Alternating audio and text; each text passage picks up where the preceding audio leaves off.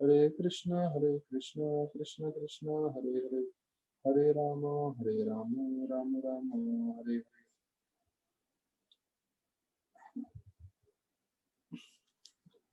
हरे कृष्णा। तो हम सभी भक्तों का स्वागत है। हम प्रभुपाद लीलामृत जो हम चर्चा कर रहे हैं उसमें, और हम लोग देख रहे थे कि कैसे हम प्रभुपाद लीलामृत में प्रभुपाद जो है संडे फीस्ट जो है फेस्टिवल, वो प्रबंध करने का प्रबंध कर रहे हैं। और ये पहली बार होने वाला है कि जो है जो संडे फीस्ट का जो कार्यक्रम हो रहा है अभी, जो पूरे विश्व भर में फैला हुआ है, इसका शुरुआत कैसे हुआ, आज हम उसके ऊपर चर्चा करने वाले हैं।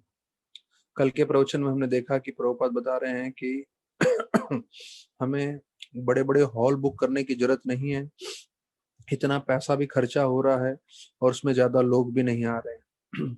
और फिर प्रभुपाद बोल रहे हैं कि हम लोग जो है टॉम्स्किन स्क्वायर पार्क में जाके कीर्तन करेंगे और उससे ज्यादा लोग आते हैं और ज्यादा लोग प्रभावित होते हैं। तो देखिए, प्रभुपाद आचार्य हैं, एक शुद्ध भक्त हैं, और उनको उनको सक्तावेश करके बताया जाता है कि उनमें इतना वो भगवान की शक्ति लेकर आए थे जिससे उन्होंने पूरे विश्व भर में प्रचार किया और विश्व भर में कृष्ण भक्ति फैलाई।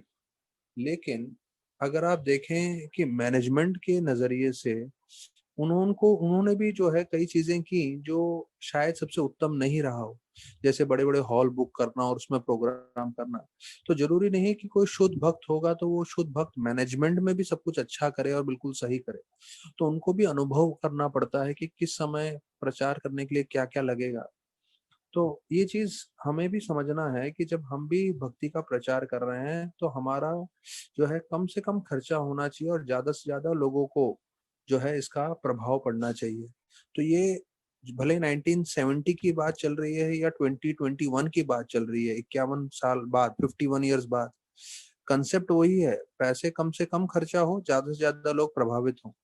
हाँ, यहाँ तक कि जब हॉल में ऐसे पैसे डालने थे तो उसमें प्रभुपाद ने ना बोला, लेकिन भक्तों को जब भोजन कराना था, जब प्रसाद कराना था, आज जो हम उसके ऊपर चर्चा कर रहे हैं। और इसके बाद मैं आप लोगों को जो है जो भोग आरती होता है, जो भक्ति विनोद ठाकुर ने गाया है, इसमें 17 श्लोक हैं, वो भी मैं आपको बताऊंगा। क्योंकि संडे फीस्ट में जो प्रसाद करा रहे हैं प्रभुपाद और जो कृष्ण भगवान प्रसाद प्राप्त करते हैं, तो उन दोनों के बीच में हम लोग तुलना भी करेंगे। तो बोल रहे हैं अभी 11 बज रहे थे रात को, और प्रभुपाद के रसोई का जो है लाइट चालू था, और प्रभुपाद उठे हुए थे। प्रभुपाद सोए नहीं थे, उनके साथ कीर्तनानंद और ब्रह्मानंद प्रभु भी दोनों जन रसोई में कुकिंग कर रहे थे। और ये शनिवार का दिन था, अगले दिन संडे था। और इन्होंने सोच के रखा था कि हम एक बड़ा फीस्ट बनाएंगे आम जनता के लिए, पब्लिक के लिए।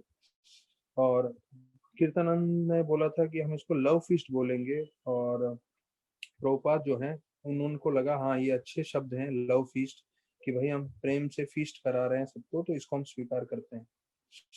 तो प्रभुपाद ने सोचा था पहली बार है तो कम से कम हम 50 लोगों के लिए बनाते हैं ये जो फीस्ट है, और ये हमारे इस्कॉन का एक मुख्य अंग बनना चाहिए, प्रभुपाद का उद्देश्य था। प्रभुपाद बोले कि जो भोग हम कृष्ण भगवान को अर्पण करते हैं वो आध्यात्म बन जाता है, स्पिरिचुअल बन जाता है। अब ये चीज हम सबको ध्यान रखना है कि जब भी हम कुछ प्रसाद प्राप्त कर रहे हैं तो जितना शुद्ध रहेगा, मतलब जितना वो किसी एक भक्त ने बनाया हुआ हो, 16 माला किया हो, तो वो अगर आप प्रसाद प्राप्त करें तो आप हमेशा जो है सेफ रहेंगे, आप हमेशा सुरक्षित रहेंगे। जैसे कृष्णचंद्र प्रभु भी बता रहे थे, जब जहाज डूबता है तो जहाज डूबने का कारण क्या होता है? पानी जहाज के अंदर आ जाता है। जब तक जहाज पानी के ऊपर रहता है तब तक जहाज नहीं डूबता, लेकिन वही जहाज जिसमें जो पानी के ऊपर था, वही पानी अंदर आने लगता है किसी तरह से, तो डूबने लगता है। तो हम लोग इन जो है तीनों गुणों से हमेशा प्रभावित हैं इस भौतिक जगत में। तो ये तीन गुण हमें बाहर से तो प्रभावित कर ही रहे हैं, शायद हम लोग को मालूम नहीं है, पर हमारे आसपास पूरा ये जो है टीवी के सिग्नल्स हैं, केबल के सिग्नल्स हैं, मोबाइल के सिग्नल्स हैं, इंटरनेट के सिग्नल्स हैं, ये सब रजोगुण और तमोगुण का पूरा प्रभाव कर रहे हैं हम पे। तो ये बाहर से तो प्रभाव कर रहे हैं, और जब हम भोजन स्वीकार करते हैं तो वो भोजन जब शरीर के अंदर प्रवेश करता है तो अंदर से भी हमें प्रभावित करता है। तो हम देखिए, जैसे बहुत से बाहर की चीजों को बदल नहीं सकते, पर कम से कम हमें इतना ध्यान रखना चाहिए कि जो चीज हमारे मुख से अंदर जा रहा है वो प्रसाद हो।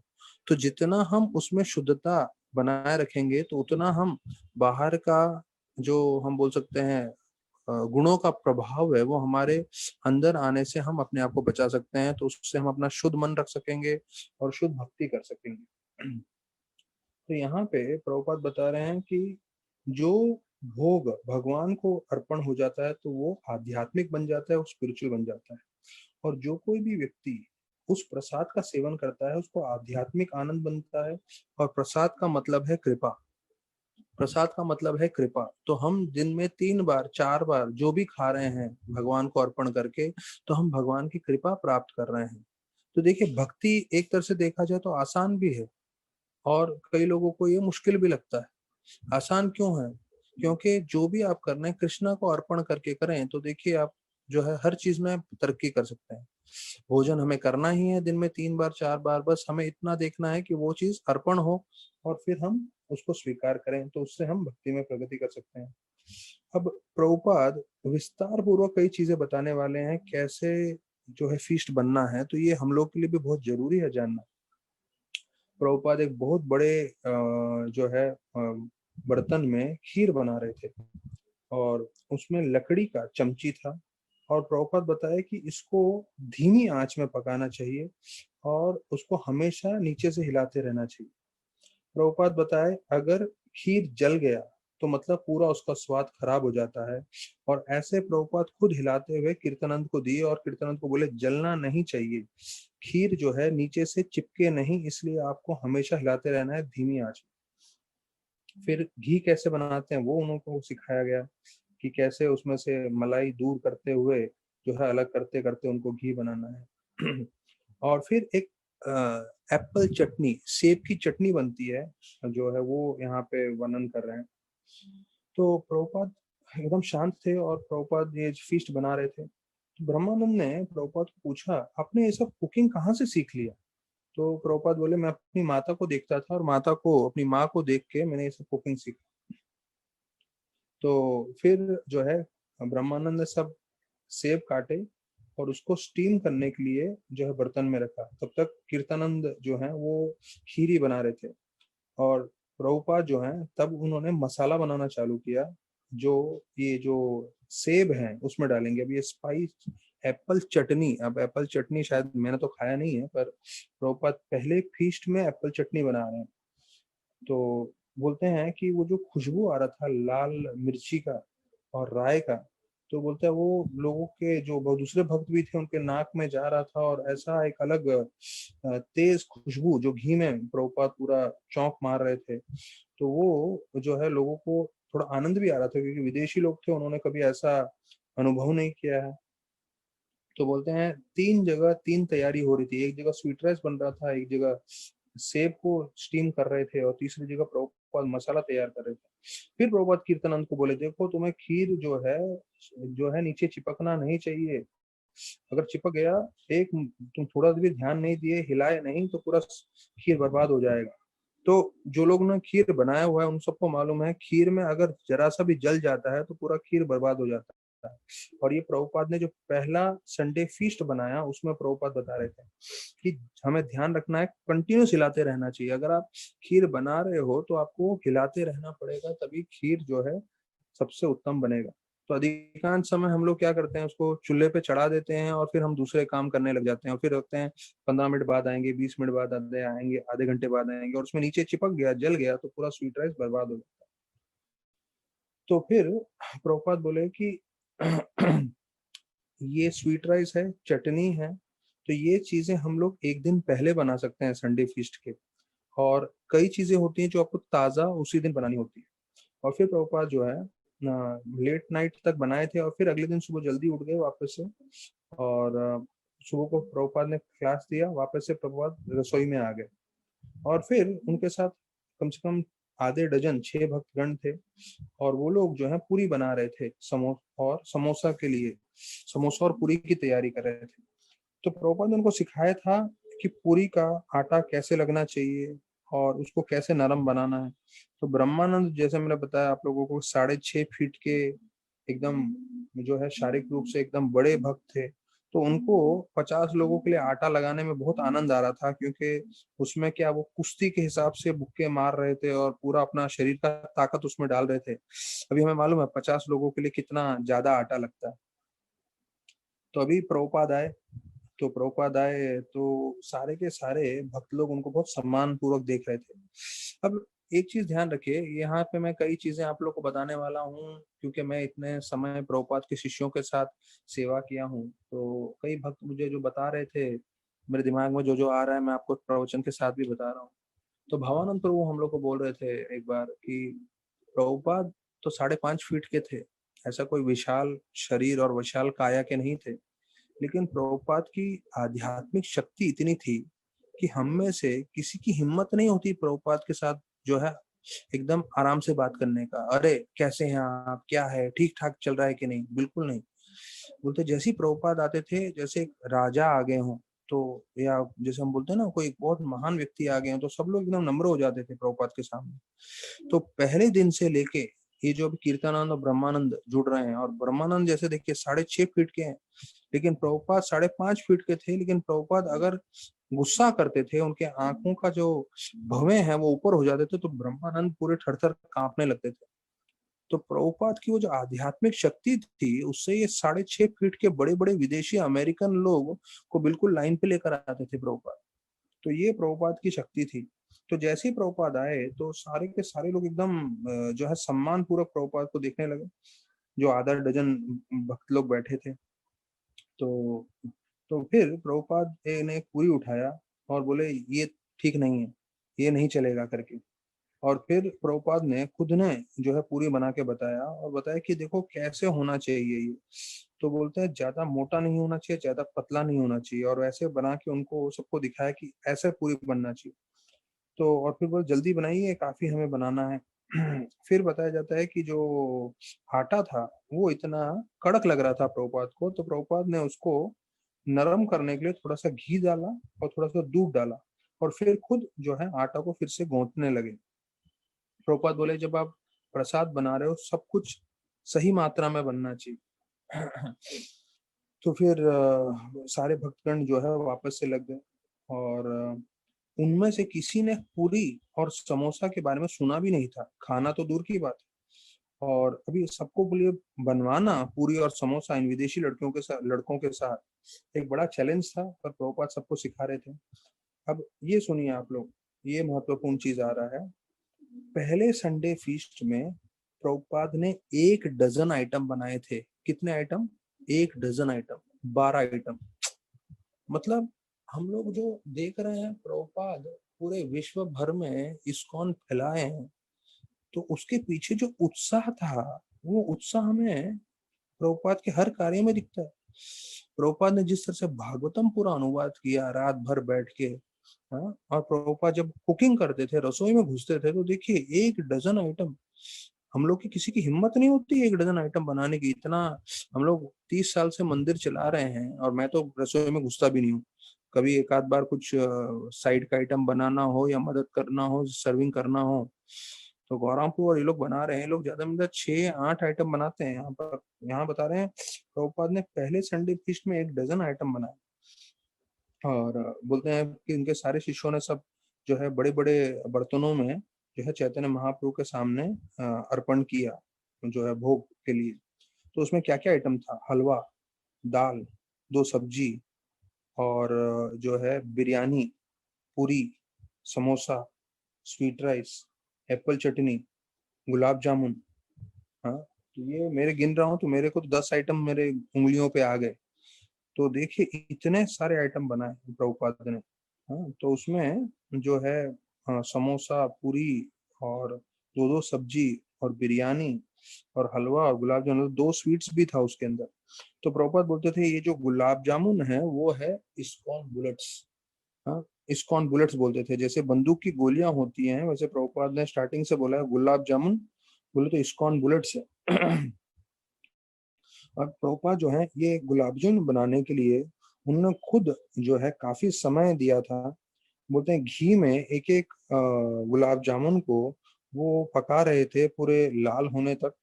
और फिर बोलते हैं कि फिर उन्होंने उसको निकाल के चाशनी, जो शुगर का सिरप होता है, चाशनी उसमें डाला था। और बोले घी के बनाए हुए ये जो हैं गुलाब जामुन वो सबसे उत्तम रहते हैं और भक्तों को सबसे अच्छा लगेगा।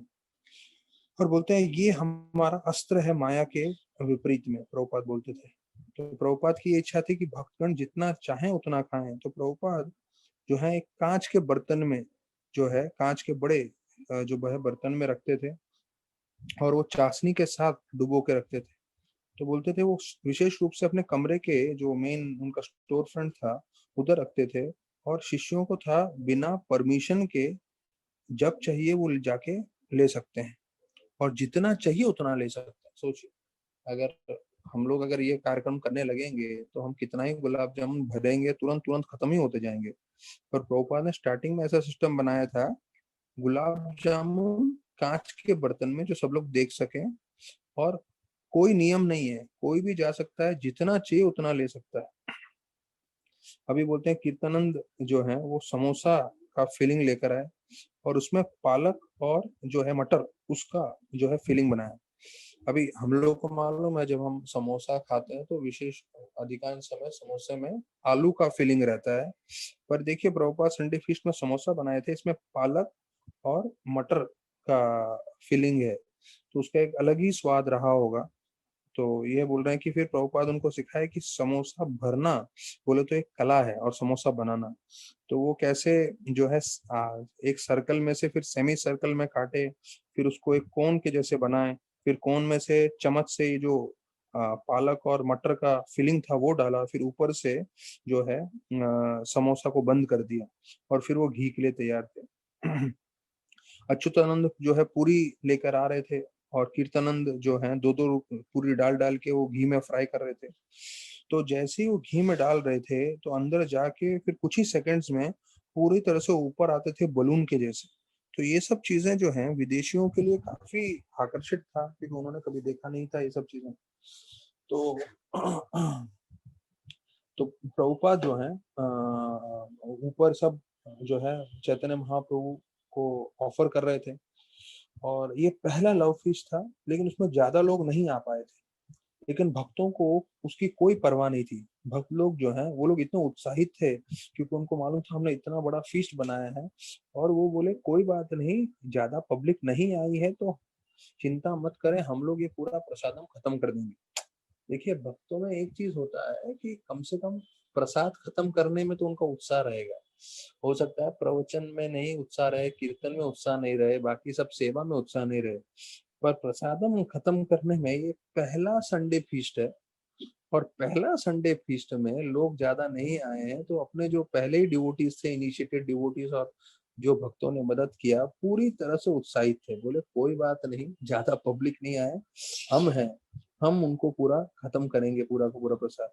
तो सत्स्वरूप बोल रहे हैं एक है ब्राह्मणा स्पगेटी, ये मैं पहली बार नाम सुन रहा हूँ। जो बोलते हैं ये नूडल जैसा था जो घी में बनाया जाता है और फिर चाशनी में डुबोया जाता है। फिर ये ब्राह्मणा स्पगेटी बोले तो एक नया आइटम है। और पुष्पाना, पुष्पाना राइस मतलब एक तो हलवा तो था ही। और आपको मालूम है हमारा हलवा इस्कॉन में कितना फेमस है। जब भी कोई पाइनएप्पल हलवा की बात करता है तो लोग बिल्कुल एकदम उसके ऊपर इतने आकर्षित हो जाते हैं पाइनएप्पल हलवा के बारे में। तो यहाँ पे बोलते हैं जो चावल थे वो घी में बना हुआ था और घी का चौंक लगाया था और उसमें पनीर के टुकड़े थे। सोचिए, यहाँ पे बताया गया है पूरे पनीर के टुकड़े वो भी फ्राई किए हुए, मतलब जो है बेस्ट ऑफ द तरीके से प्रभुपाद ने फीस्ट किया था। फिर समोसा था, फिर तो बोलते हैं इसके मूंग की सब्जी थी जो जो है अलग अलग मसालों के साथ बना हुआ था, पूरी गुलाब जामुन। और इंग्लिश में शब्द है, अब इंग्लिश के शब्द का मुझे हिंदी अनुवाद करना पड़ेगा। वो बोल रहे हैं सत्स्वरूप प्रभु एवरीथिंग वाज सकलेंट। अभी सकलेंट मतलब एकदम स्वादिष्ट, सबसे जो आनंद दे सके। अभी प्रभुपाद एक सन्यासी हैं, इतना उनका भक्ति है और वो इतना भक्ति भाव से जो बनाते थे जो है वो सब लोग अनुभव कर रहे हैं। अभी बोलते हैं ये फीस्ट खाना सबसे सबसे जो है बड़ा अनुभव था। तो हमें सबको बताया जाता था कि हमें इंद्रियां वश में करनी है और हम पूरा हफ्ता भर इंद्रियां वश में करते थे, नियम पालन करते थे, और ये सब करते थे और उसके अंत में हमें ये रविवार को इनाम मिलता था। तो बोलते हैं प्रभुपाद और कृष्णा हमें जो है आध्यात्मिक आनंद का पूरा अनुभव दे रहे थे। हम लोग जो है भक्ति में प्रारंभ कर रहे थे, पर जो हम जब सेवा करते थे प्रभुपाद का और उसके बाद जब हमको हफ्ते के एंड में ये थाली मिलता था, तो हम लोग जो है पूरा थाली लेने से पहले प्रार्थना करते थे कि ये सत्स्वरूप प्रभु बोल रहे हैं कि हम लोग प्रार्थना करते थे कि हमें हमेशा कृष्ण को प्रार्थना करते थे कि कृष्ण भक्ति में रहने दें। ये शायद प्रार्थना आपकी और मेरे लिए भी लागू होता है और हमें भी ऐसी प्रार्थना करना चाहिए। उनके सामने प्रभुपाद का बनाया हुआ 1 डज़न आइटम रहता था और वो सब घी में बना हुआ, जो प्रभुपाद जैसे शुद्ध भक्त ने बनाया है। लेकिन उसको खाने से पहले वो कृष्णा से प्रार्थना करते थे, सतस्वरूप प्रभु बता रहे हैं कि हमेशा मैं कृष्ण भक्ति में लगा रहूं। क्यों? क्योंकि कृष्ण भक्ति बहुत अच्छा है और मैं बहुत पतित और मेरा जीवन स्वामी जी की सेवा में जाए, प्रभुपाद की सेवा में जाए और अब मैं आपका जो फीस्ट है वो उसका मैं दिव्य आनंद प्राप्त कर सकूं। तो ये प्रार्थना करके वो हमेशा खाते थे। तो देखिए जो उन्होंने प्रार्थना की है और ये उन्होंने लिखा था 1966, 67, 68 की बात चल रही है ये, और अभी चल रहा है 2021। तो उन्होंने इतना लीलामृत लिखा और उन्होंने इतना सेवा किया, इतना प्रचार किया है। तो जो उनकी भावना थी आज से 53 इयर्स पहले, 54 इयर्स पहले, उसका अनुभव अभी भी देख रहे हैं हम लोग सतस्वरूप महाराज का। तो उन्होंने क्या प्रार्थना की कि मैं कृष्ण भक्ति में लगा रहा हूँ। तो हमारा भी जीवन का उद्देश्य होना चाहिए कृष्ण भक्ति में लगा रहा हूँ। क्यों? क्योंकि कृष्ण भक्ति इतना अच्छा है और हम इतने पतित हैं। फिर बोलते हैं कि मैं हमेशा प्रभुपाद की सेवा कर सकूं और ऐसा करते हुए मैं आध्यात्म में आनंद ले सकूं। फिर बोलते हैं कि जब मैं प्रसाद खाने बैठा तो एक एक आइटम जो मेरे मुंह में जा रहा था वो बिल्कुल ऐसा विस्फोट जैसा हो रहा था मेरे मुख में, ऐसा आनंद आ रहा था। उसमें भले ही वो बिरयानी था, भले ही वो सब्जी थी, भले ही पूरियां थी और ये गुलाब जामुन था। और मजे की बात तो ये है, बोलते हमें दूसरी बार भी मिलता था, हमें तीसरी बार भी मिलता था और हम जो हैं बिल्कुल हमारा आंख लगा हुआ रहता था वो गुलाब जामुन के बड़े जो कांच के बर्तन पे। तो देखिए यहाँ पे बता रहे हैं कि किस तरह से सेवा होना चाहिए भक्तों का। अगर कृष्णा की कृपा रहे और हमारे पास उतना सामर्थ्य रहे और इतना हमारे पास धन इत्यादि रहे, तो अनलिमिटेड भक्तों को ऐसा भव्य रूप से प्रसाद कराना चाहिए जिससे उनको इतना अच्छा अनुभव आए और इतना स्वादिष्ट प्रसाद कराना चाहिए जिससे उनको कृष्ण भक्ति का इतना आनंद प्राप्त हो जो कहीं बाहर नहीं मिले। फिर बोलते हैं धीरे धीरे जो है देखिए इतना अच्छा प्रसाद कहीं मिल रहा होगा तो कौन मूर्ख छोड़ेगा। तो सब लोग जो है धीरे धीरे लोग बढ़ने लगे और फिर जो है इसका काफी नाम हो गया। और बोलते हैं कई लोग जो है सिर्फ प्रसाद खाने आते थे, कई हिप्पी लोग थे। तो बोलते हैं कई न्यूयॉर्कर के जो लोग थे वो लोग भी आने लगे जो अच्छे परिवार से थे। कई ये हिप्पी लड़कों के पेरेंट्स आने लगे और फिर ये जो छोटा सा मंदिर था वो पूरी तरह से भरा हुआ रहता था। इतना भरने लगा कि बाहर के बरामदे में बैठते थे वो भर जाता था। तो फिर बोलते हैं पीछे के गार्डन में बैठते थे जहां से वो दूसरा दूसरा जगह था, सब जगह लोग भर भर के बैठ के खाने लगे थे। और फिर जब उनका थाली खत्म हो जाता था फिर से स्टोर फ्रंट में जाते थे जहाँ पे उनको सेकंड राउंड मिलता था। तो भक्तों को बिठा खड़ा किया था प्रसादम के बड़े बड़े मटकों के पीछे, बर्तनों के पीछे, जिससे वो सेकंड सर्विंग कर सके। तो फिर जो पड़ोसी लोग थे वो लोग नाराज हुए। वो बोले अरे ये क्या हो रहा है, यहाँ पे छोटा सा स्टोर फ्रंट लिया और इतने सारे लोग आ रहे हैं और इतने सारे लोग यहाँ पे बैठ के जो है प्रसाद भोजन प्राप्त कर रहे हैं उनके हिसाब से, और बोले ये इतना भीड़ क्यों हो रहा है करके। तो प्रभुपाद ने बोला उनको भी प्रसन्न करो, उनके भी घर में जा जाके जो है प्रसाद दो। तो उनको भी ये जो है शिष्य, प्रभुपाद के शिष्य सब जाके प्लेट भर भर के प्रसाद दे रहे थे। तो प्रभुपाद जो है नीचे मंदिर में नहीं आते थे, वो अपने कमरे में बैठ के प्रसाद लेते थे और वो सुनते थे कि कैसे लोगों को प्रसाद अच्छा लग रहा है कैसे लोग प्रसाद का आनंद प्राप्त कर रहे हैं। और प्रभुपाद को अच्छा लग रहा था कि एक ये नया प्रोग्राम है संडे फीस्ट का और ये कामयाब हो रहा है। और तो फिर बाद में भक्तों को मालूम चला कि भाई ये हमारे अभी ये बॉटम लाइन है जो पूरा संडे फीस्ट का सार बता रहा है कि जो संडे फीस्ट कार्यक्रम है वो जो है नए लोगों को आकर्षित करने के लिए है। और जो दूसरे सीनियर डिवोटीज हैं उनका कर्तव्य है कि वो मेहनत करें, ये सब प्रबंध करें और ऐसे नए भक्त लोगों को आकर्षित करें। तो ये एक प्रचार है। जैसे मुझे कहानी याद आ रही है कि एक भक्त, एक लड़का जो है ये शायद लॉस एंजलिस टेम्पल में गया, कहीं तो अमेरिका के मंदिर में गया। तो जब वो मंदिर में पहली बार गया तो मंदिर का देखा, उसने दर्शन वर्शन किया, सब विग्रह को देखे, राधा कृष्ण को। तो उसके बाद जो पुजारी का कमरा था, तो पुजारी के कमरे से उसको जो है एक पुजारी का सिर्फ हाथ दिखा और वो हाथ उसको अपनी तरफ बुला रहा था। तो देखा टेम्पल हॉल में कोई नहीं है, मैं अकेला ही हूँ, तो मुझे बुला रहे हैं। तो वो चले गए, तो उसको अंदर बुलाया पुजारी रूम में। और जो भगवान का महा स्वीट राइस था, पूरा एक बड़ा ग्लास दिया उसको। तो पूरा बड़ा ग्लास स्वीट राइस खाया वो। अभी सोचिए, अगर आप लोगों ने रास बिहारी का महा स्वीट राइस खाया है जो भगवान को अर्पण होता है, या इवन गोपीनाथ का खाया है किसी ने स्वीट राइस, तो उनको मालूम है। हम लोग भी घर पे बनाते हैं स्वीट राइस या खीर, लेकिन जो रास बिहारी का खाते हैं या राधा गोपीनाथ का खाते हैं, उसका एक अलग ही स्वाद होता है। ऐसा गाढ़ा दूध में बनाते हैं, उसका टेस्ट बोले तो एक अलग ही है ना? तो इसको परवाना भी बोलते हैं कई लोग, और ये फीस्ट माना जाता है परवाना, ये जो खीर का है। तो वैसा पूरा बड़ा ग्लास स्वीट राइस का दिया। अभी बाहर की दुनिया में आपको ऐसा स्वीट राइस कहीं मिलेगा ही नहीं, क्योंकि इतना गाढ़ा दूध में कोई इतना एफर्ट नहीं कर पाएगा, घर में भी लोग इतना नहीं बना पाएंगे। मेरी माँ तो पहले चावल पानी में पकाती थी, फिर दूध में उबालते हुए थोड़ा ड्राई फ्रूट डाल के वो चावल डाल देती थी जो पानी में उबाला हुआ रहता था। तो बचपन से तो मैं वो पानी में उबाला चावल और फिर उसको दूध में डाला हुआ खीर करके खाता था। तो वो खा के मैं बड़ा हुआ। फिर इस्कॉन में आया तो इस्कॉन में मालूम चला कि दूध में ही चावल को पकाते हैं। तो दूध में चावल को पकाया और खीर खाया। उसके बाद मेरे घर पे आता था तो मेरी मम्मी वो पानी में पकाया हुआ चावल फिर दूध में डाल के खीर बनाया और दे दी, तो मैं नहीं खाता था। तो मेरी माँ चिल्लाती रहती थी। ये 94-95 की बात है, आज से 25 साल हो गए उसको। बोलते थे तू जब से इस्कॉन में गया बिगड़ गया है, वो लोग तेरे को इतना अच्छा अच्छा खिलाते हैं, तेरे को घर का कुछ अच्छा ही नहीं लगता। मैं बोला भाई अच्छी सीधी बात है, वो इतना ऊंचे ढंग से बनाते हैं, ये थोड़ी मैं खाऊंगा ऐसा वाला करके। तो वो ऐसा खीर का पूरा एक गिलास पिलाया उसको, वो इतना खुश हो गया। और जो है फिर दूसरे दिन फिर आया वो दर्शन के लिए। और इस बार वो वहीं पे देख रहा था पुजारी के कमरे की तरफ। तो पुजारी वहीं था, फिर से उसने उसका हाथ करके बुलाया। तो फिर से अंदर गया, फिर से खीर मिला, और खुश हो गया वो। हफ्ता भर आया।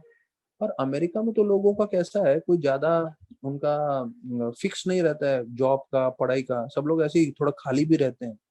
तो ये बंदा भी ऐसे ही था। तो इसने बोला यार क्या फायदा बाहर रह के, मुझे इतना अच्छा मंदिर में लोग खिला पिला रहे हैं, बेहतर है मंदिर में ही मैं चला जाता हूँ, वहीं रहने लगता हूँ, वहीं सेवा करता हूँ करके। तो वो आ जाता है बैग वैग लेके पूरा।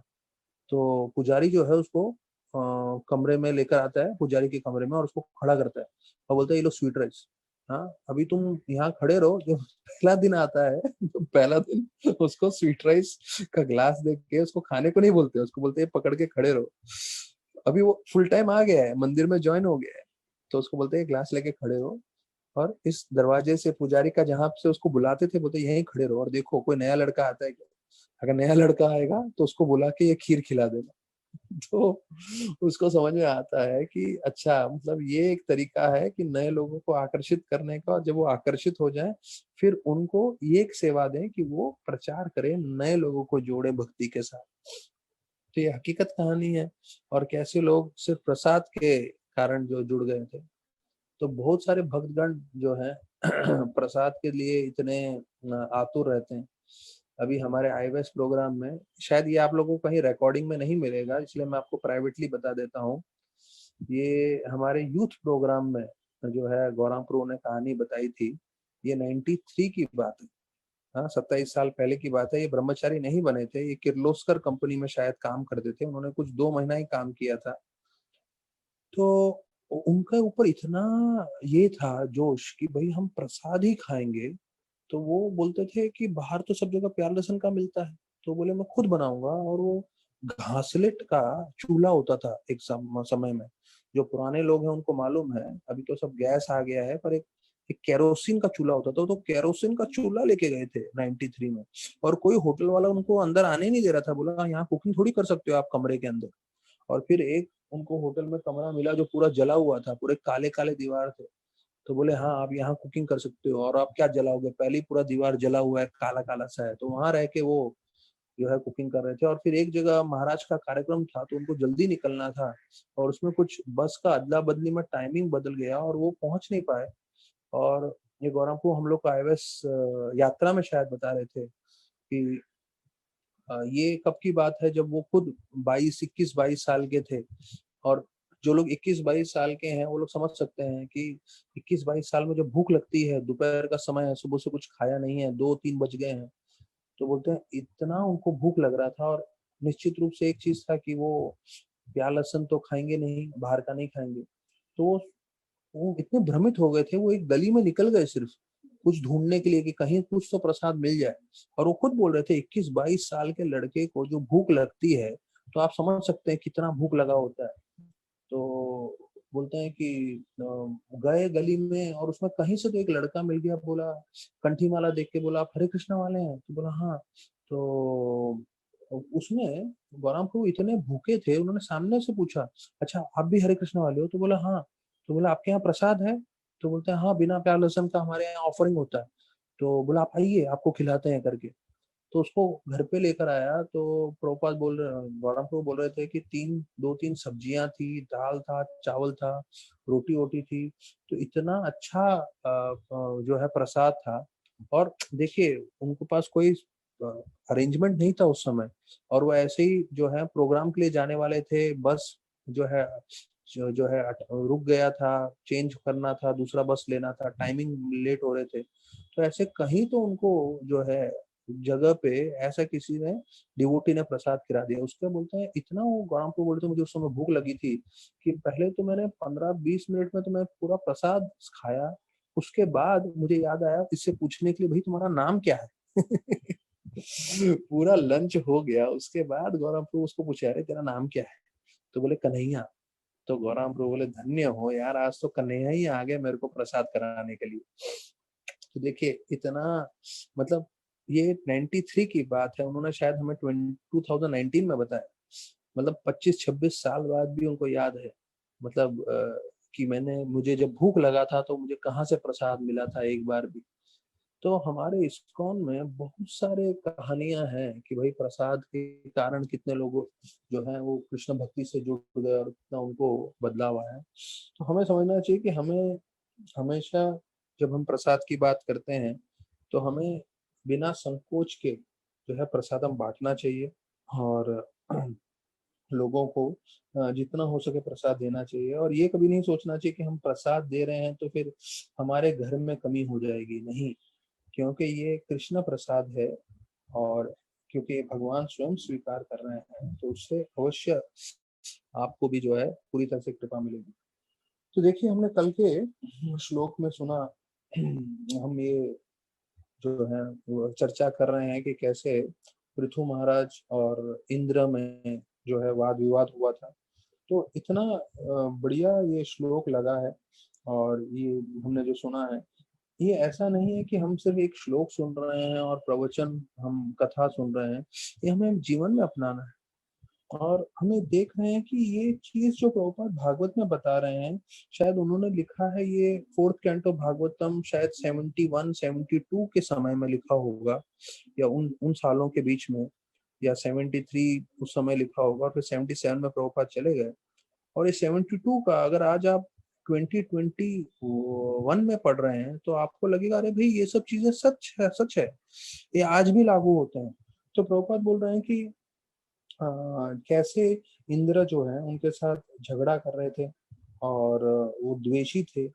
और द्वेषी होने के कारण जो है पृथु महाराज भी उनसे क्रोध में थे। और ये सब होने के कारण जो है दोनों में संबंध अच्छे नहीं थे, लेकिन क्योंकि दोनों वैष्णव थे तो प्रभुपाद बोलते हैं कि दोनों ने एडजस्ट किया अपना द्वेष, अपना गुस्सा एडजस्ट किया, प्रभुपाद बोल रहे हैं। तो हमें भी ध्यान रखना है, हमारे जीवन में जो भी अनर्थ है उसे एडजस्ट करना है, जिससे हम, प्रभुपाद बताया कि हम फर्स्ट क्लास वैष्णव बन सकते हैं। तो ये कल हमने चर्चा की। और फिर प्रभुपाद बोल रहे हैं कि आज के तारीख में, प्रभुपाद जी 73 की बात कर रहे हैं, 50 साल पहले, लेकिन प्रभुपाद बोल रहे हैं आज की तारीख में क्योंकि दुनिया वैष्णव नहीं है, भक्ति नहीं कर रही, they fight perpetually among one another. Perpetually शब्द का मतलब है हमेशा लड़ते रहते हैं। देखिए हम लोग, हमारे लिए जानना बहुत जरूरी है कि अगर आप भक्ति से नहीं जुड़ेंगे, अगर आप कृष्ण भावनामृत अच्छे से नहीं अपनाएंगे, इसके अंदर आप अपना मन, अपना पूरा ध्यान नहीं डालेंगे, तो ये स्थिति होने वाली है, आप हमेशा लड़ते रहेंगे। शायद आप सबको अनुभव हो रहा होगा, आप लोग सब अपने आसपास में देख रहे हैं, आपके पड़ोसी हैं, कोई परिवार के सदस्य हैं या कोई दूर के रिश्तेदार हैं, अगर कोई भक्ति में नहीं लगा हुआ है वो हमेशा लड़ते रहेंगे। और फिर प्रभुपाद बोलते हैं are vanquished without finishing the mission of human life. और ऐसे ही उनका जीवन खत्म हो जाता है बिना समझे मनुष्य जीवन का कर्तव्य क्या है। मनुष्य के जीवन का कर्तव्य है भक्ति करना, 16 माला करना, 4 नियम पालन करना, भगवान और वैष्णव की सेवा करते हुए प्रभुपाद का मिशन आगे बढ़ाना और खुद भगवत धाम जाना, दूसरों को भगवत धाम ले जाना। तो ये जो मनुष्य जीवन का कर्तव्य है वो भूल जाते हैं, और प्रभुपाद दूसरी जगह लिखते हैं कुत्ते बिल्ली के जैसे लड़ते रहते हैं। कभी कुत्ते बिल्ली को आप देखेंगे तो बड़ा एक रोमांचकारी सीन बना रहता है। कुत्ता कुछ खा रहा होता है और दूर से कोई बिल्ली आती है? तो कैसे वो घूर के देखता है और कैसे वो आवाज करता है, घू घू घू ऐसे करके करता है। तो मतलब एक देखने लायक चीज होती है कि कैसे उनमें झगड़ा करने का ये रहता है, और जैसे कोई कुत्ता पास में आता है तो उसके ऊपर आक्रमण करेगा, भौंकेगा। तो बरोबर बोल रहे हैं ऐसे लोग लड़ते जा रहे हैं। अरे बुद्धिमान व्यक्ति वो है कि भाई इन सब चीजों में नहीं पड़ता। तो देखिए हमारी भक्ति की परीक्षा तब होती है जब हम इन सब चीजों में पड़ जाते हैं। हो सकता है कोई हमारे परिवार वाले, कोई हमारे रिश्तेदार, कोई हमारे मित्र, हो सकता है कोई हमारे साथ डिवोटी ऐसा व्यवहार करें, कोई झगड़ा करे, कोई हमको सुना दे, कोई हमको डांट दे। तो देखिए नम्रता की परीक्षा है, आपकी भक्ति की परीक्षा है। क्या हम उससे प्रभावित होके उसी के बारे में चिंतन करते रहते हैं, या हम कृष्ण के बारे में चिंतन करते हैं। जैसे मैंने बताया आपको, उंगली में छोटी सी चोट लग गई, जो है कट लग गया, तो आप पूरा दिन भर उसको देख सकते हो और दूसरों को भी दिखा सकते हो और बोल भी सकते हो मेरे को कट लग गया, कट लग गया, कट लग गया। या ठीक है बैंडेड लगाया, भूल गए, दिन भर दूसरा सब काम करते रहे, जप करते रहे, नाम प्रवचन सुना, कीर्तन सुना, ठीक है अभी अंदर से दर्द हो रहा है पर सहन करते रहे। तो ये हमारी परीक्षा है कि भाई जब हमारे जीवन में उतराव चढ़ाव आ रहा है तो क्या हम इसके साथ कितना कृष्ण भक्ति कर सकते हैं। हमने पद्म पुराण में श्लोक सुना है, सततम सततम विष्णु स्मरणम, अर्थात हमेशा हमें विष्णु का स्मरण करना है। तो अगर हमें हमेशा विष्णु का स्मरण करना है तो हमारे जीवन में अच्छा हो या बुरा हो, इन दोनों को हमें साथ में लेके चलना है। जब अच्छा हो तो ऐसा नहीं हो कि हम कृष्ण को भूल जाएं, जब बुरा हो तो ऐसा नहीं हो हम कृष्ण को भूल जाएं। सततम हमें कृष्ण को याद करना है। तो यहाँ पे प्रभुपाद बताते हैं इसलिए, प्रभुपाद इसलिए बहुत जरूरत है कृष्ण भक्ति का प्रचार करना पूरे विश्व भर में। तो विश्व भर में तो छोड़िए, हम लोग अपने बम्बई में ही अपने मित्रों के साथ, अपने परिवार वालों के साथ जितना हो सकता है कोशिश करना चाहिए। तो फिर बोलते हैं कि लोगों में क्रोध आएगा, लोगों में कलमश आएगा, लेकिन कृष्ण भक्ति से ये सब चीजें जो है संभल सकती है। और ये लोग जो है अपने आप को, ये द्वेष है, कंपटीशन है, इस सब चीजों से जो है अपने आप को बचा सकते हैं और विदाउट डिफिकल्टी। प्रभुपाद बोल रहे हैं देखिए हम सब में अनर्थ है, लेकिन कृष्ण भक्ति इतनी शक्तिशाली है कि ये सब अनर्थों को संभाल लेगी। देखिए अभी इसमें भी एक दूसरा पहलू आता है, मैंने शायद पहले बताया होगा।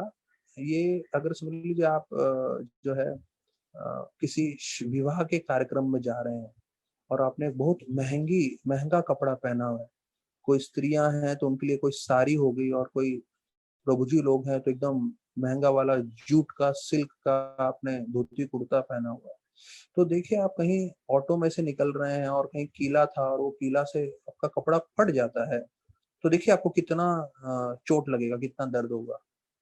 और वही कपड़ा समझ लीजिए आप रात को सोने जा रहे हैं और रात को सोते समय आपका जो पुराना कपड़ा है वो फट जाता है, तो आपको इतना ज्यादा दुख नहीं होगा।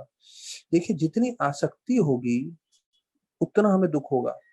अब देखिए कपड़ा दोनों है, एक कपड़ा है जो हम शादी में पहन के जा रहे हैं, दूसरा कपड़ा है जो रात को सोने जा रहे हैं, और दोनों फटता है, पर एक के फटने से हमें बहुत दुख होता है, दूसरे के फटने से दुख नहीं होता। क्यों? क्योंकि हमारी आसक्ति है। उसी प्रकार से जितना हमने शरीर के साथ आसक्ति रखा है, जितना हमने शरीर के संबंधित लोगों के साथ आसक्ति रखा है, उतना हमें दुख होगा। अगर वो आसक्ति कम होगी तो हमें ज्यादा फर्क नहीं पड़ेगा, हम बोलेंगे ठीक है ये तो स्वाभाविक है। अंत में तो जब हम शरीर त्यागेंगे तो हमें सब रिश्तेदारों को तो छोड़ना ही है, सब परिवार वालों को छोड़ना ही है, तो उसके लिए मानसिक रूप से अभी से हमें तैयार होना है। तो जैसे प्रभुपाद का मुझे बहुत अच्छा लगा वो एग्जाम्पल, मैं 2 बार दोहरा चुका और आज तीसरी बार दोहरा रहा हूँ, और हो सकता है भविष्य में और दोहराऊंगा मैं, क्योंकि मुझे इतना अच्छा लगा। प्रभुपाद बोलते हैं जो बिजनेसमैन होता है वो गाड़ी को संभालता है, ड्राइवर को संभालता है, पेट्रोल को पूरा गाड़ी में टैंक में भर के रखता है, सर्विसिंग कराता है सब गाड़ी का, लेकिन वो गाड़ी में बैठ के गाड़ी के बारे में नहीं सोचता, गाड़ी में बैठ के पूरा हमेशा बिजनेस के बारे में सोचता है, फोन पे लगा रहता है। वो गाड़ी को सिर्फ एक माध्यम के जैसे इस्तेमाल कर रहा है।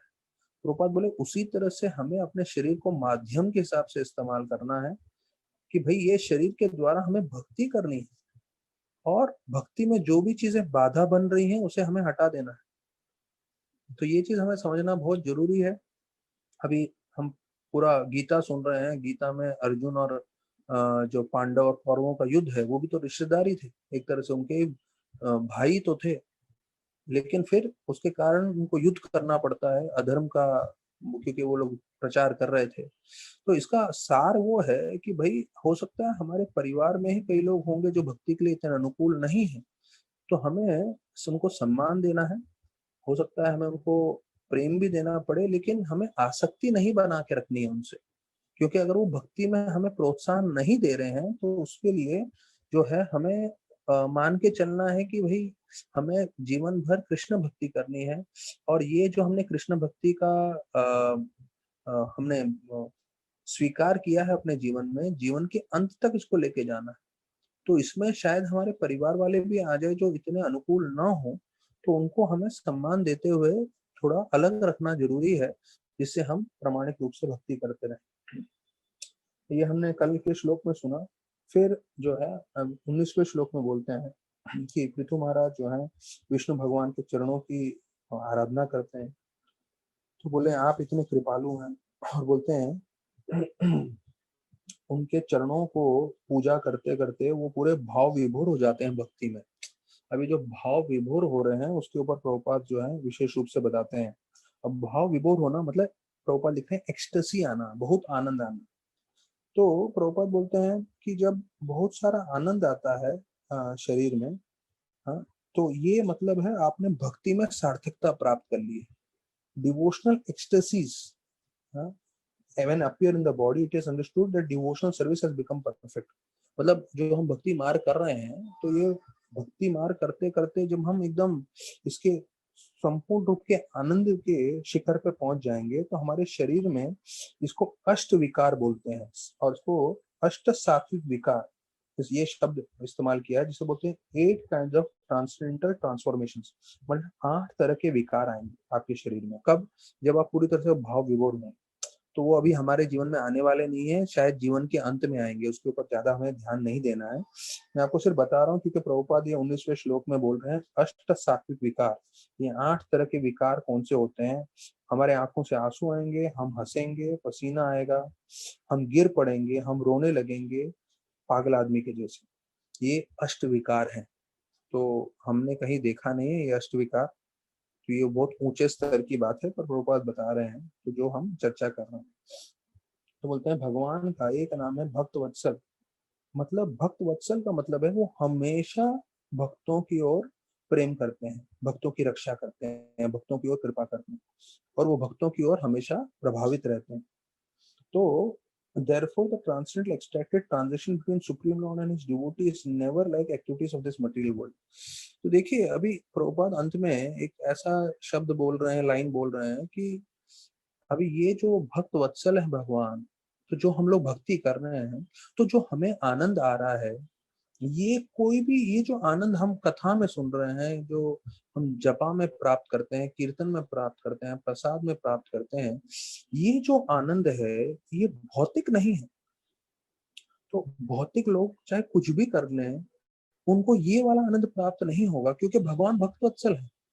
तो भगवान देख रहे हैं कि भले ये भक्त कैसा भी हो, क्योंकि ये मेरी भक्ति कर रहा है, तो मैं उसको ऐसा आनंद दूंगा जो पूरे भौतिक जगत में नहीं है।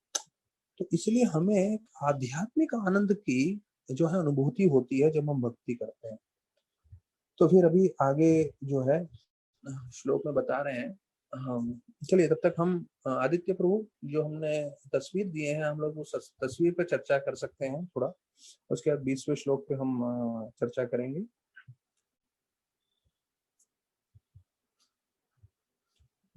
ये मैंने iOS प्रोग्राम में सुनाया था, फिर कल के रात के प्रोग्राम में भी मैंने सुनाया और लोगों को काफी अच्छा लगा।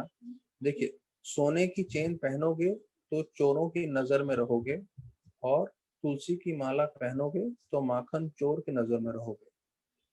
तो देखिए हम पे है, हमें किसके नजर पे रहना है, चोरों की नजर में या माखन चोर के नजर में। मतलब भक्ति करेंगे तो कृष्ण भगवान का नजर आएगा। नेक्स्ट, ये देखिए यहाँ बोलते हैं, लोग रंग बदलते हैं और मुरली वाले वक्त बदलते हैं, तकदीर बदलते हैं। तो हम कृष्ण के साथ लगे हुए हैं, और कृष्ण भगवान हमारा पूरा समय, तकदीर, जीवन, वक्त सब बदल सकते हैं। तो हमें सबको जो है कृष्ण भक्ति के साथ लगे रहना है और भक्ति करते रहना है। देखिए समय के प्रभाव से जो है, कम से कम हम ये नहीं बोल सकते हमारा जो वातावरण कुछ खास बदला हो, पर हम एक चीज निश्चित रूप से बोल सकते हैं, हमारी चेतना जरूर बदली है। देखिए हम वातावरण को नहीं बदल सकते, वातावरण को बदलना हमारी क्षमता में नहीं है, लेकिन हम अपनी चेतना को जरूर बदल सकते हैं, हमारे सोच विचार को जरूर बदल सकते हैं, और उससे हम किसी भी परिस्थिति में रहे हम आनंदित रह सकते हैं। क्योंकि हम आनंद जो है लोगों में नहीं ढूंढ रहे, हम चीजों में नहीं ढूंढ रहे, हम बाहर के वातावरण में नहीं ढूंढ रहे आनंद। हम आनंद किस में ढूंढ रहे हैं? कृष्ण में, कृष्ण भक्ति में, कृष्ण कथा में, कृष्ण प्रसाद में, कृष्ण सेवा में, कृष्ण नाम में। और जब आप उसमें आनंद ढूंढते रहेंगे, तो फिर बाहर के वातावरण में क्या हो रहा है उससे कुछ ज्यादा फर्क नहीं पड़ता। कोई आपको सम्मान दे, कोई आपको सम्मान न दे, कोई आपको पैसा आपको मिले, पैसा ना मिले, क्या है, अगर आप कृष्ण भक्ति कर रहे हो, गारंटी है आपके पास प्रसाद पहुंच ही जाएगा। कैसे पहुंचेगा वो आपको सोचने की चिंता नहीं करनी है, कृष्ण भगवान प्रबंध कर देंगे उसके लिए। तो 2 टाइम आपके लिए प्रसाद पहुंचेगा, कृष्ण की गारंटी है, योगक्षेमम वहम में। तो मतलब जो कृष्ण भक्ति में रचा पचा रहता है, पूरा मन उसने एकाग्र कृष्ण में लगाया हुआ है, उसको कोई दुनिया की पड़ी नहीं रहती, और वो हमेशा आनंदित रहता है। क्यों? क्योंकि कृष्ण के संपर्क में रहता है। Okay next. हाँ नेक्स्ट, नेक्स्ट। ये राधानाथ महाराज का शिक्षण है कि we can live fulfilled without many things. हम जीवन में संतुष्ट रहते हैं, रह सकते हैं बिना बहुत सारी चीजों के, लेकिन हम बिना अच्छे संबंध के और मन की शांति के बिना नहीं आराम से रह सकते। मतलब हमारे जीवन में 2 चीज बहुत जरूरी है, मन की शांति और अच्छे संबंध। तो हमारे जीवन में अगर चीजें नहीं होंगी चलेगा, लेकिन 2 चीजें होनी बहुत जरूरी है। क्या? मन की शांति और अच्छे संबंध। तो देखिए मन की शांति कृष्ण भक्ति से आ सकती है, और जब हम भक्तों के साथ अच्छे संबंध लगाएंगे, तो इसलिए मैं बता रहा हूँ भक्तों को आपको चुन के चूज करना है। जैसे मैं बता रहा हूँ कि भक्ति इतना आसान नहीं है। गुजराती में जैसे बोलते हैं, भक्ति सुरानु काम छे कायरनु નથી। ये अन्ना को कई बार कोट करते हैं, मैंने सुन सुन के लर्न कर लिया है कि कायर का काम नहीं है भक्ति करना, रोज भीषण तपस्या करना पड़ता है, जीवन भर तपस्या में जाता है। तो ऐसे भक्तों का आपको संग करना चाहिए जो पुनः उनके मन में एक ही चीज है कि मुझे शुद्ध भक्ति चाहिए। क्योंकि अधिकांश लोग भक्ति में आते हैं लेकिन उनके मन में फिर भी इच्छा रहती है, मुझे पैसा चाहिए, मुझे मान सम्मान चाहिए, मुझे बड़ा प्रचारक बनना है, मुझे बड़ा कथाकार बनना है, मुझे बड़ा संगीतकार बनना है, मेरे बहुत सारे शिष्य होने चाहिए, बहुत सारे वो लिस्ट लेकर आते हैं कृष्ण भक्ति में। तो हो सकता है उनको ये सब चीजें मिल जाएंगी। जैसे ध्रुव महाराज को बड़ा लोक चाहिए था, कृष्ण भगवान ने प्रबंध कर दिया, लेकिन फिर वो ध्रुव महाराज बोलते हैं, अरे बड़ी गलती हो गई मेरे से, मैंने क्या मांगा कृष्ण भगवान से। हाँ, वो कृष्ण भगवान अर्थात भक्ति मतलब एक हीरे के समान था, और उसके बदले में मैंने क्या मांगा, टूटा कांच। तो इस्कॉन में मैं आपको अभी भी बता रहा हूँ, 90% 90 से 95% लोग जो है शुद्ध भक्ति के पीछे नहीं है। वो लोग इसलिए आ रहे हैं क्योंकि अच्छा प्रसाद मिल रहा है, वो लोग इसलिए आ रहे हैं क्योंकि चैंटिंग, डांसिंग, फिस्टिंग आनंद हो रहा है, शुद्ध भक्ति के लिए नहीं आ रहे हैं। तो ऐसे भक्तों के संग में रहेंगे तो फिर आप संबंध में वापस से आपको विकार का अनुभव होगा। क्योंकि ऐसे भक्त क्योंकि शुद्ध भक्ति के लिए नहीं है, तो जैसे उनकी भौतिक इच्छाएं पूरी नहीं होंगी तो उनका भक्ति भी डगमगाएगा, और जो भी उनके साथ भक्त उनके साथ संबंध में है, उनके साथ उनका संबंध भी डगमगाएगा। लेकिन जो शुद्ध भक्त हैं वो बोलते हैं ना, जैसे अंग्रेजी में कहावत है, fair weather friends. Fair weather friends मतलब जब सब अच्छा चल रहा है तब मैं आपका मित्र हूँ, और कुछ भी बुरा होगा तो मैं आपका मित्र नहीं हूँ। वो नहीं होना चाहिए। हम भक्ति करेंगे कुछ भी हो जाए। जैसे मैं आईवेस के लड़कों के साथ चर्चा कर रहा था, गौरव को उधर बता रहे थे जीवी में, जब कोरोना वायरस पूरा चल रहा था, पीक में था, बोला लेट वॉट एवर कम, कुछ भी आने दो, भक्त तो जो है वो हमेशा भक्ति करेगा, चाहे कुछ भी आ जाए, किसी चीज से रुकने वाला नहीं है वो। तो ध्यान रखिए, अगर आपको संबंध बनाने हैं अच्छे भक्तों से बनाइए, तो अच्छे भक्त पूरी तरह से भक्ति में लगे हुए हैं तो वो आपको भी अच्छे से भक्ति में लगाएंगे, और आप भी उनके साथ भक्ति में प्रेरणा लेते हुए आगे बढ़ेंगे। और दूसरा, मन की शांति। Okay, next slide. अच्छा, ये अगरबत्ती का था, मैं कल भी बता रहा था कि ये जो बाम्बू है वो जलाना मना किया हुआ है। तो ये जो अगरबत्ती बनाते हैं वो बाम्बू के लकड़ियों से बनाते हैं, जिसको जलाना शुभ नहीं माना जाता है, और उसके ऊपर एक केमिकल का पूरा जो रहता है, तो वो भी नहीं प्रमाणिक है। तो हमें इसके जगह धूप इस्तेमाल करना चाहिए। तो ये मैंने आश्रम में भी सुना था, यहाँ पे पोस्टर में देखा, तो मैं बोला शायद आप लोग के साथ शेयर कर लूं। अगरबत्ती जलाना, बाम्बू स्टिक जलाना शुभ नहीं होता है, तो हमें धूप जलाना चाहिए, क्योंकि ये केमिकल का पूरा होता है। और ना बाम्बू जलाना ठीक है, ना केमिकल जलाना ठीक है, दोनों हमारे सेहत के लिए भी खराब है, आध्यात्मिक और भौतिक जीवन दोनों का नुकसान करेगा ये। ठीक है, नेक्स्ट। तो ये एक कहावत है, जीवन में समस्या तो हर दिन नई खड़ी है। तो हम लोग सब अनुभव कर रहे हैं, जीवन में समस्याएं तो हर दिन नई खड़ी है, जीत जाता है वो जिनकी सोच बड़ी है, जिनकी आध्यात्मिक सोच है, जिनकी भक्ति के हिसाब से उनके विचारधारा हैं। तो वो हर मुश्किल में, हर परिस्थिति में कृष्ण को बीच में लेकर आएगा, कृष्ण भक्ति को जो है इम्पोर्टेंस देगा, उसको महत्वपूर्णता देगा और आगे बढ़ेगा। तो हमारे जीवन में जो है हर बार अलग अलग जो है समस्याएं आने वाली है। ऐसा नहीं कि शायद आएंगी, राधानाथ महाराज बताते हैं शायद नहीं, आने ही वाली है। लेकिन प्रश्न ये उठता है कि हर समस्या के समय आप कितने ज्यादा कृष्ण भावनामृत हो रहे हैं। तो हमारा जीवन का उद्देश्य स्पष्ट है, हमें हर रोज कल से बेहतर भक्त बनना है। जैसे हम लोग 19 तारीख आज है, 18 तारीख को जो हरिबोल आनंद था, तो 18 तारीख से 19 तारीख को हरिबोल आनंद जो है 18 तारीख से बेहतर होना चाहिए। जब 20वां तारीख आएगा तो 20 तारीख को 18 तारीख से 19 तारीख से भी बेहतर वक्त होना चाहिए। तो हमारा जीवन का उद्देश्य सरल है, हमें रोज भगवान के लिए उत्तम रूप से सेवा करनी है। हम भगवान के लिए अच्छे से अच्छे भक्त बनना चाहते हैं, वो हमारे वश में। हम दूसरे लोगों को वश में नहीं कर सकते, हम दूसरे लोगों को ज्यादा जो है कंट्रोल नहीं कर सकते, पर हम अपने आप को कंट्रोल कर सकते हैं। तो प्रभुपाद ने स्पष्ट बताया है, अगर आपको कृष्ण को पसंद करना है, दो चीज, हमारा व्यवहार दूसरे लोगों के साथ और हमारा चरित्र। तो याद रखिए, दो चीज राधानाथ महाराज भी बताते हैं, प्रभुपाद ने भी ने इन्हीं श्लोकों के श्रृंखला में पढ़ा है।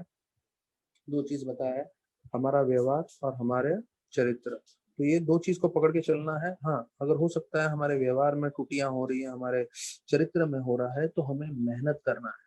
कल एक आईएएस डिवोटी के साथ मैं चर्चा कर रहा था, मैं बोल रहा था देखो, आपको मुश्किल है तो सुबह उठो ब्रह्म मुहूर्त में, जपा करो, मेहनत करो।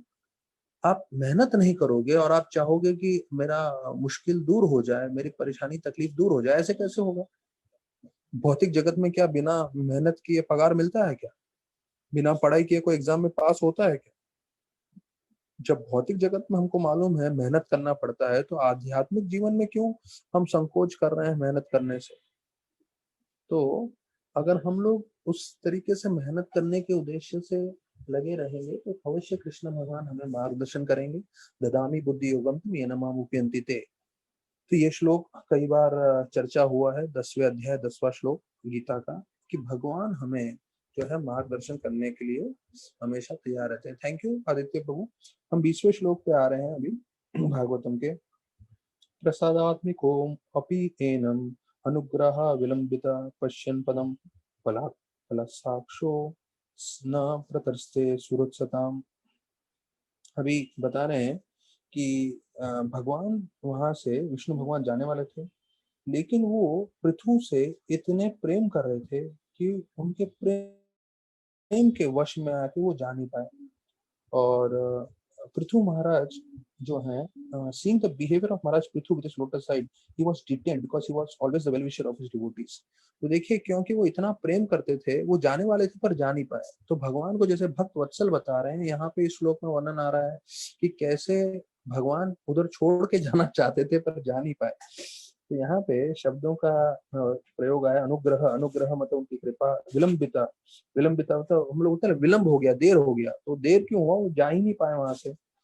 और उनके आंखों को जो है कमल के समान बताया गया। पद्म फलसा अक्ष, तो ये पद्म फलसा अक्ष मतलब भगवान की जो आंखें हैं कमल के समान है।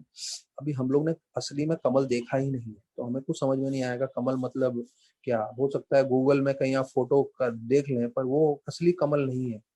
जो असली कमल होता है उसका जो सौंदर्य होता है, वैसे भगवान का आंखें हैं।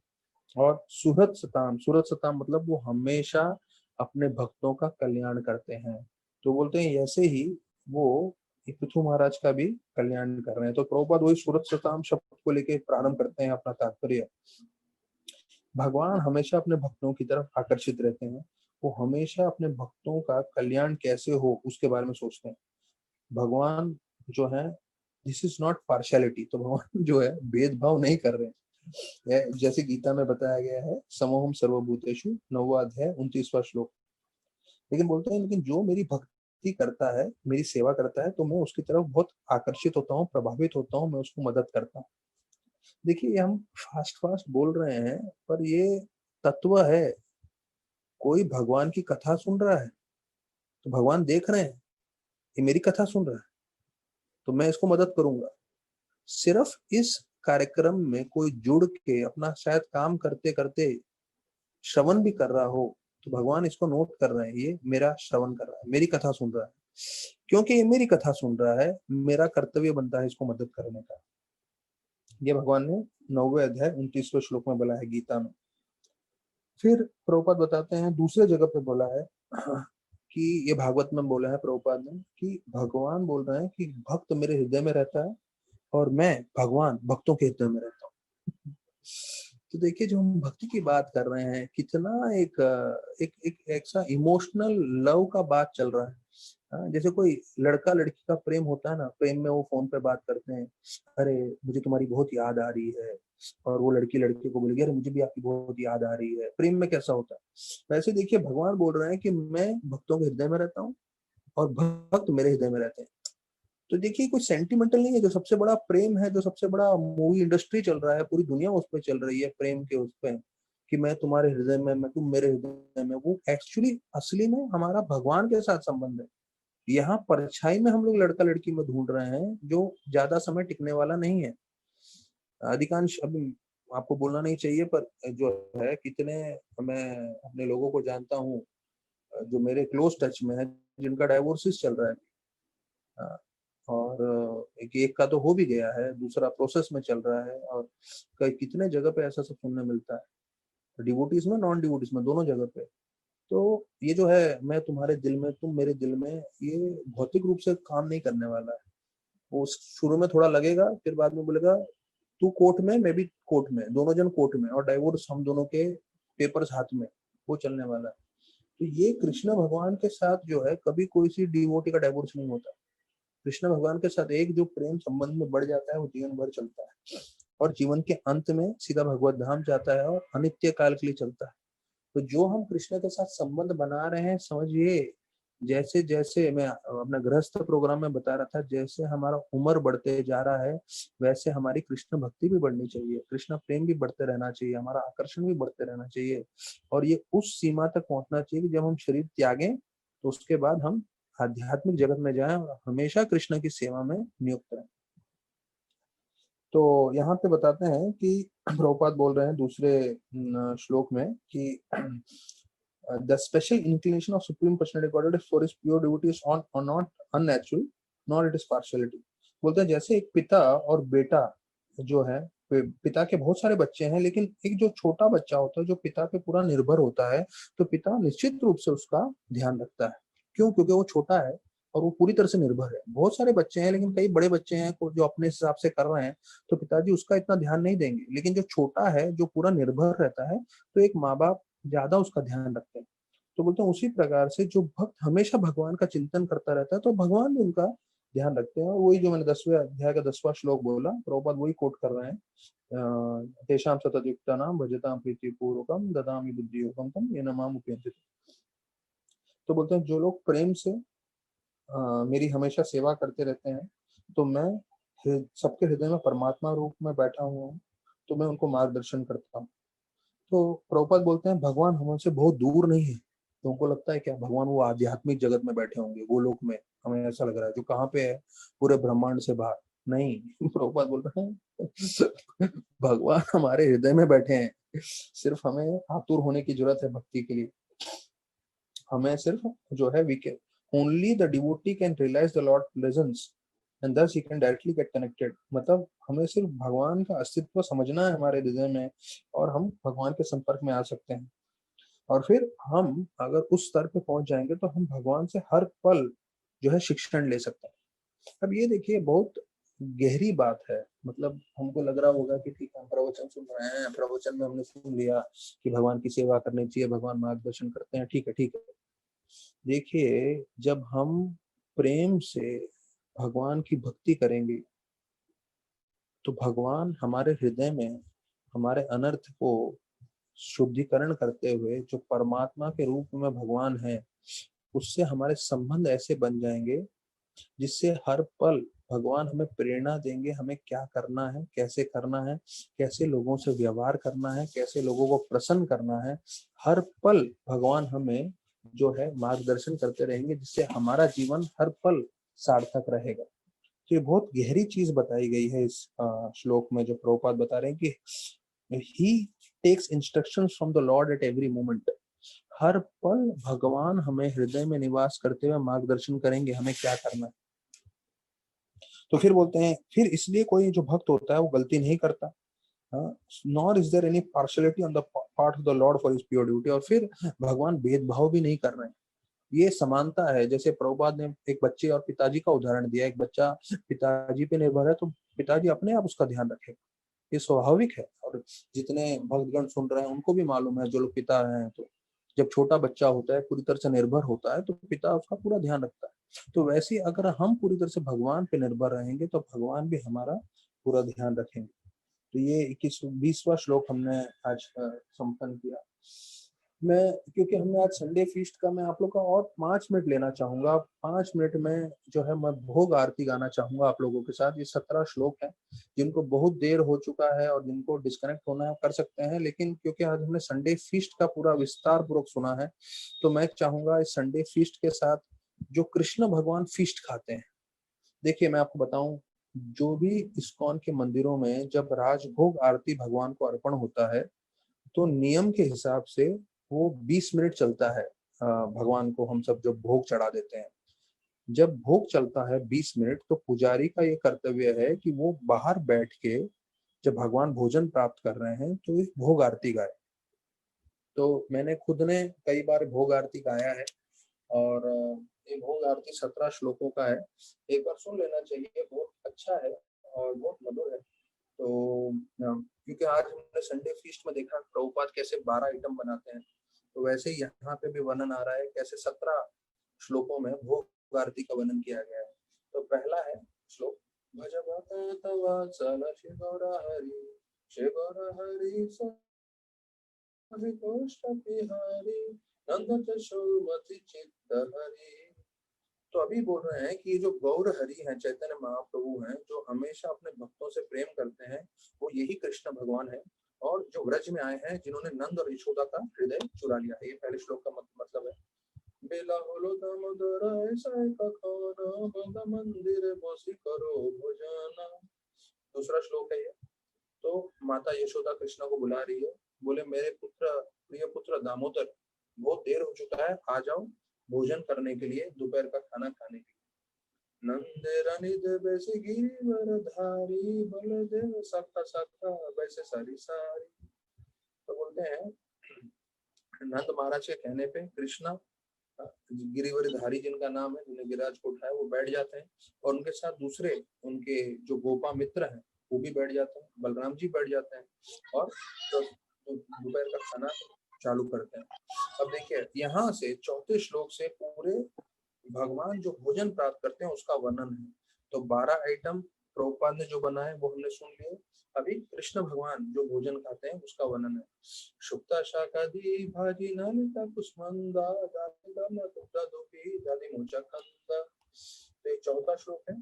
तो बोलते हैं शुक्ता, अभी शायद हमें मालूम नहीं है पर ये बंगाली आइटम है शुक्ता। कोई भी बंगाली होगा उसको समझ में आएगा। शुक्ता बोले तो जो है ये करेला और जो है हरी सब्जियों का बनता है, हरी पालक और ऐसे सब हरी सब्जी जो होती है, हरे पत्ते वाली सब्जियों का। तो ये थोड़ा कड़वा रहता है, पर इसको खाने से आपको भूख लगने लगती है।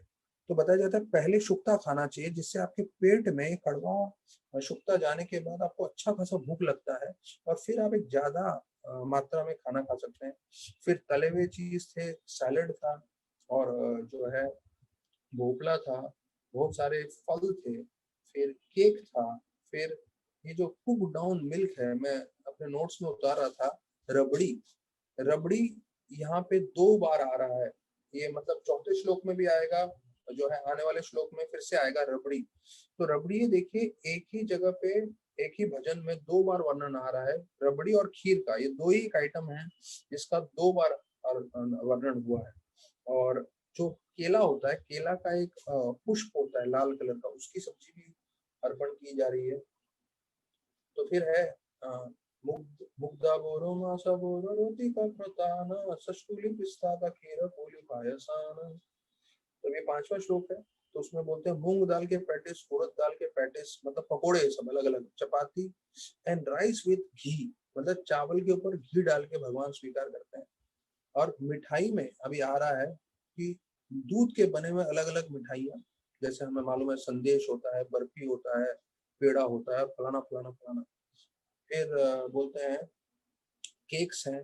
फिर वापस से रबड़ी का वर्णन आ रहा है, और फिर बोल रहे हैं केक जो है दूध के अंदर तैरता हुआ, और फिर खीर पायसाना, पायसाना मतलब खीर के लिए बोला है 5वें श्लोक में जो आया था।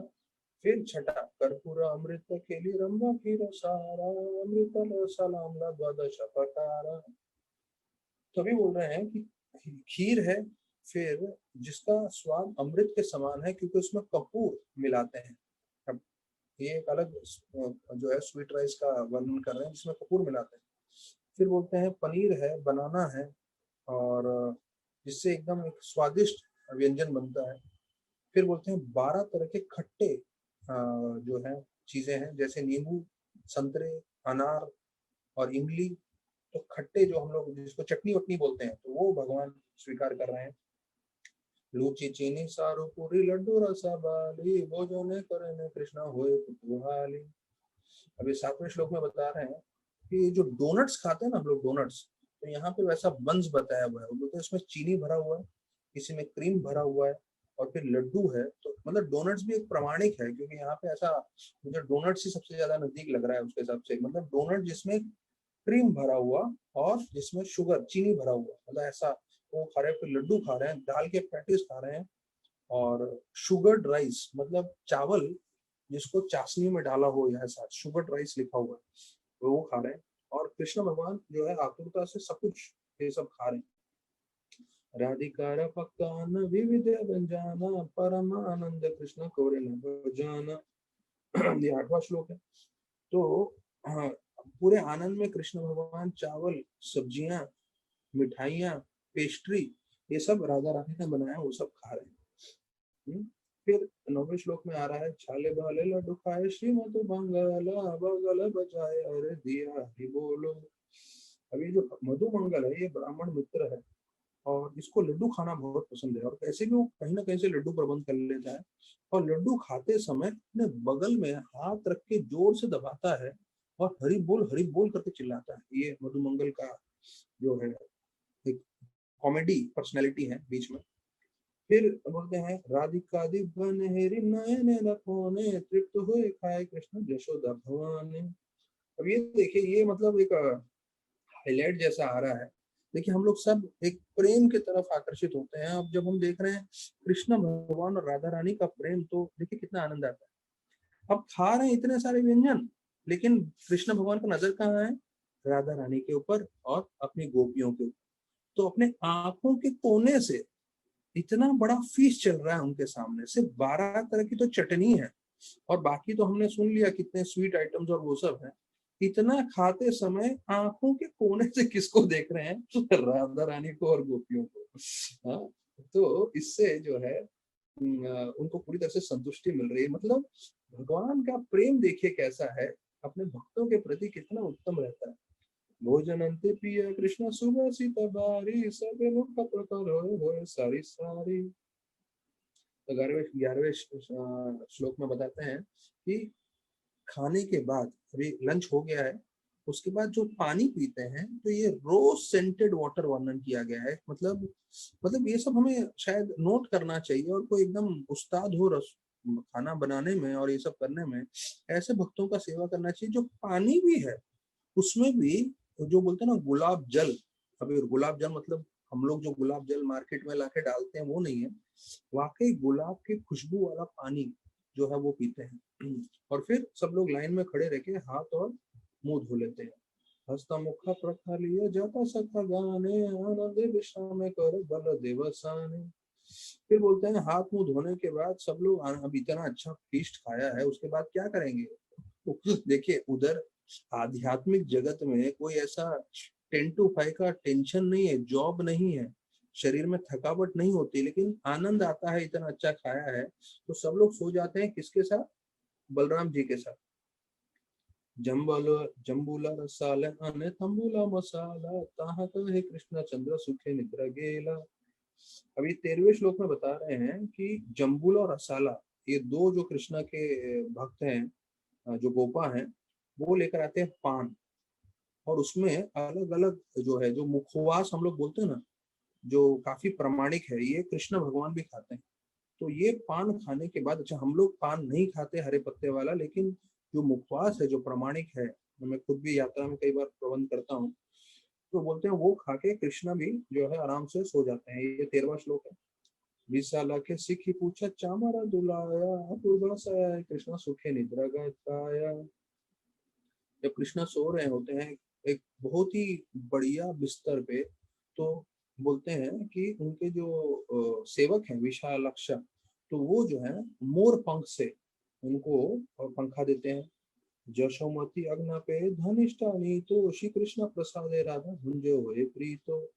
ये 15वें श्लोक में आ रहा है कि अभी यशोदा माँ रिक्वेस्ट करती हैं धनिष्ठा को कि जो कृष्ण भगवान के थाली से बचा हुआ है वो जाके तुम श्रीमती राधा रानी को दो, और श्रीमती राधा रानी बहुत आनंद में प्राप्त करती है। अब इसमें एक मधुर, एक महत्वपूर्ण स्टेप आने वाला है। ये हो गया कृष्ण भगवान ने जो खाया था वो महाप्रसाद किसने प्राप्त किया? राधा रानी ने। अभी अगले श्लोक में आ रहा है, ललिता दिशाखी गाना अवशेष पाए मन मन सुखे राधा कृष्ण गुण गाए। तो देखिए, आध्यात्मिक जगत में भी सबको मालूम है ये सम्मान कैसे देना चाहिए, क्या पदवी होती है। कृष्ण का महाप्रसाद सबसे उत्तम भक्त को पहले मिलना चाहिए। कौन? राधा रानी। फिर 16वें श्लोक में आता है ललिता देवी और बाकी गोपियों को राधा रानी का जो महा है वो मिला, और उससे फिर वो लोग राधा कृष्ण का गुणगान गा रहे थे। तो देखिए, गोपियां डायरेक्ट जंप नहीं मारती है, डायरेक्ट नहीं बोलती मुझे कृष्ण का प्लेट का प्रसाद चाहिए, नहीं। सब आध्यात्मिक जगत में भी दास अनुदास का जो है हमेशा ये जो नियम है वो पालन करते हैं। और फिर ये अंतिम श्लोक आता है इसका, हरि लीला एक मत चाह प्रमोदा भोगार्ति गाय ठाकुर भक्ति विनोदा। तो भक्ति विनोद ठाकुर जिनको बहुत आनंद आ रहा है ये भगवान की लीला का वर्णन करते हुए, वो ये भोग आरती जो है भजन गा रहे हैं। तो देखिए, हाँ, ये भोग आरती का पूरा जो भजन है, आप लोग भी अपने घर में जब भगवान को भोग अर्पण कर रहे हैं वो गा सकते हैं। और ये एक ऑथेंटिक भजन है जो पूरे इस्कॉन मंदिरों में जब भगवान को राजभोग आरती राजभोग अर्पण किया जाता है तब गाते हैं। तो हम लोग भी ये भजन गा सकते हैं भगवान की प्रसन्नता के लिए। और देखिए कितने विस्तारित पूर्व व्यंजनों का वर्णन किया है। किसी को भगवान को प्रसन्न करना है, भगवान को ये सब भोजन बना के आप भोग अर्पण कर सकते हैं, और फिर उसी को ही प्रसाद रूप में भक्तों को भी आप अर्पण कर सकते हैं। तो कल जैसे मैंने बताया आप लोगों को लाइव जीवी के प्लेसेस का विजिट होने वाला है विकास बेनीवाल द्वारा। और परसों आप लोगों के लिए जो है पंढरपुर के तुकाराम महाराज उनका कथा है। तो 2 दिन आप लोग को अलग वैरायटी मिलने वाला है। और फिर हम जो 20 श्लोक जो है चर्चा किया है, फिर हम 21वें श्लोक से फिर आगे कथा लेके जाएंगे। तब तक आदित्य प्रभु, तुलसी विलास प्रभु, अक्षय, अमोल, अनिता, अर्जुन, अरुण, अरुण पांडा, अरुण सोलंकी, 2 अरुण है, भारती जी, भाविन, देव कुमारी, धीरेन, हरेश, हरिओम, जगन्नाथ, करुणा, कविता, मीत, ओमकार, परमिला सिंह, प्रीतेश पाटिल, पुष्पक, राघव, करुणा, राज, राजेश, राम दुलाल और रोहन, समर्थ, संदीप, सर्वेश्वर्य, तारा, सिसोदिया, घनश्याम, विनोद, विशाखा, विशुद्ध सत्व, आप सबका बहुत बहुत धन्यवाद जो आप लोग जुड़ गए हैं हमारे कथा में। और आप लोगों के कारण मुझे भी बहुत प्रेरणा मिल रहा है, मुझे भी कोई 2 शब्द बोलने का मौका मिल रहा है। धन्यवाद आप लोगों का जो आप जुड़े हैं। आप काफी प्रोत्साहन दूसरे भक्तों को दे रहे हैं, मुझे भी दे रहे हैं। हर एक व्यक्ति जो इस ग्रुप में जुड़ रहा है, कथा सुन रहा है, आप ध्यान रखिए आप लोग प्रचार कर रहे हैं। सिर्फ लेक्चर में जुड़ने से आप प्रचार कर रहे हैं, क्योंकि आपको देख के दूसरे लोगों को प्रोत्साहन हो रहा है। किसी को प्रोत्साहन हो रहा है प्रवचन देने के लिए, दूसरों को प्रोत्साहन हो रहा है प्रवचन सुनने के लिए। तो आप सब लोग जो है बहुत बड़ा योगदान कर रहे हैं, और मैं कोटि कोटि दंडवत प्रणाम आप सभी के चरणों में करना चाहूंगा और धन्यवाद देना चाहूंगा कि ऐसे ही आप जीवन पर्यंत प्रोत्साहन सभी भक्तों को देते रहें और उत्साहित पूर्वक भक्ति में जुड़ते रहें। हरे कृष्ण।